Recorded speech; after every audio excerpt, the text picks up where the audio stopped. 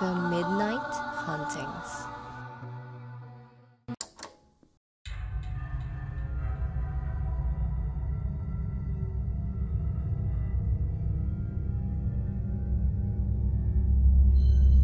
Magandang araw mga ka-midnight. Ako si Rex.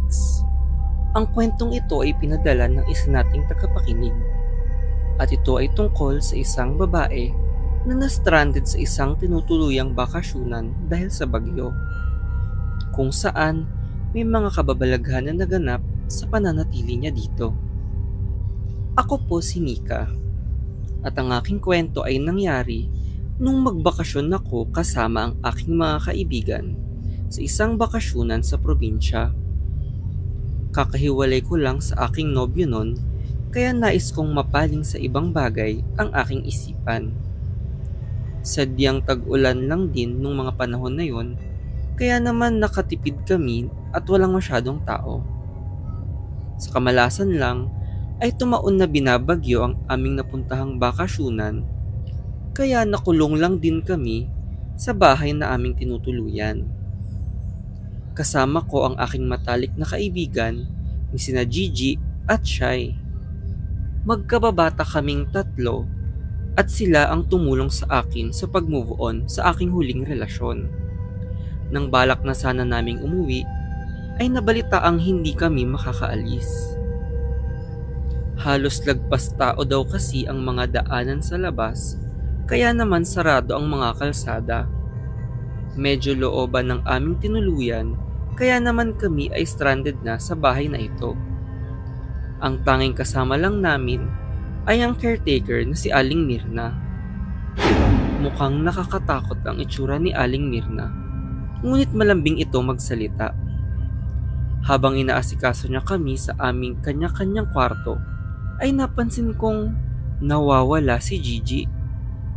Kaya naman laking gulat ko nang mapatanaw ako sa bintana. Lumulutang sa baha si Gigi at tila ba nalunod ito. Nagsisisigaw ako ng tulong at nagmamadaling lumabas. Nagmamadali kaming bumaba, ngunit napansin naming pinasok na din ang unang palapag ng bahay.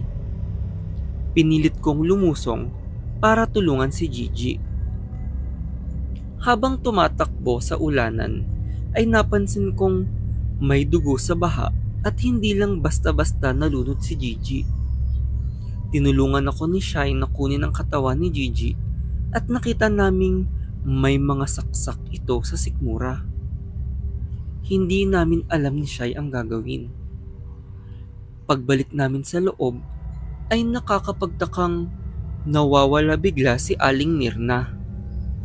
Hindi namin siya kasama sa pagkuha kay Gigi.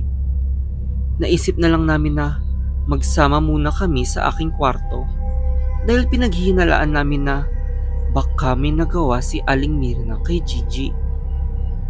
Nagsarado kami ng kwarto at nagkulong muna habang bumabagyo sa labas. Ngunit ilang oras na ang lumipas at hindi pa rin humuhupa ang malakas na ulan. Nakaramdam kami ng gutom, kaya nagdesisyon si Shai na lumabas kami at pumuslit ng pagkain. Dahan-dahan kaming pumuslit pababa para lumusong sa baha at kumuha ng mga pagkain. Hindi namin alam kung gaano kami katagal mananatili dito dahil malakas pa ang ulan at may baha pa. Pagbalik namin sa kwarto ay hindi na kami mapakali buong gabi.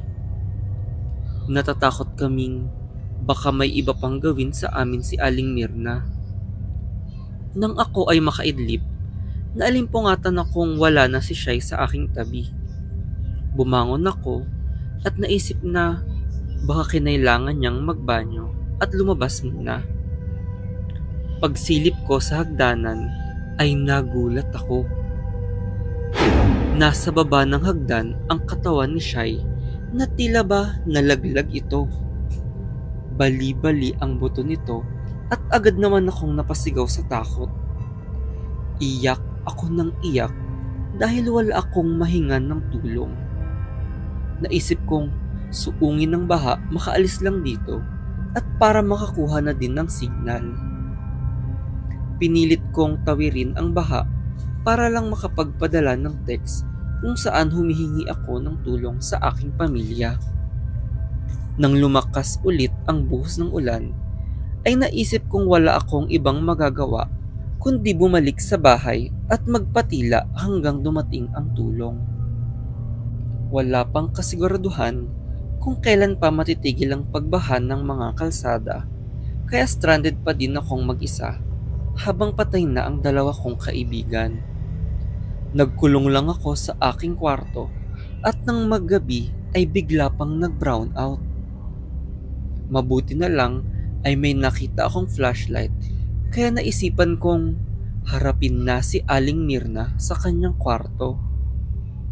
Tinapangan ko ang aking sarili at unti-unting binuksan ang pintuan nang magulat ako nang biglang kumatok si Aling Mirna sa aking kwarto na humihingi ng tulong.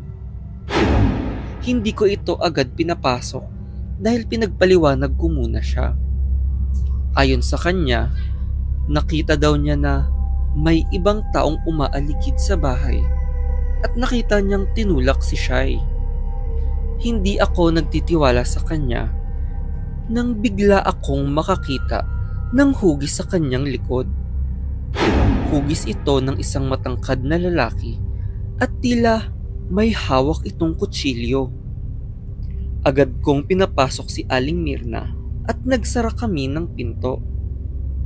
Ang lalaki din malamang ang sumaksak kay Gigi at nag-iwan sa kanya sa labas.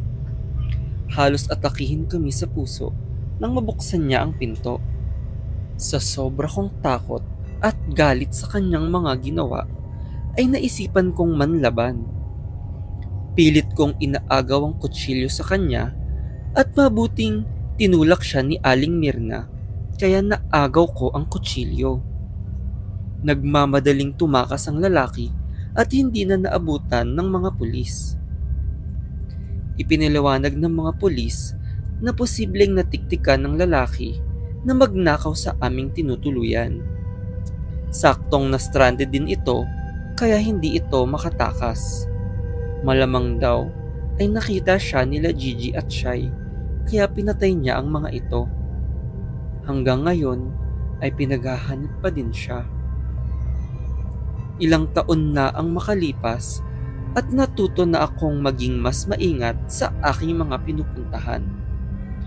Sinisigurado kong ligtas ang aking tinutuluyan at higit sa lahat ay hindi na ako nagtatangkang pumunta sa mga lugar na mahirap makaalis o mga laging binabaha. Sadyang may mga tao kasing oportunista na gustong manlamang sa kapwa, na kahit umulan at baha ay handa pa din silang manakit ng ibang tao. Kaya mag-ingat tayong lahat, lalo na kapag merong malakas na bagyo.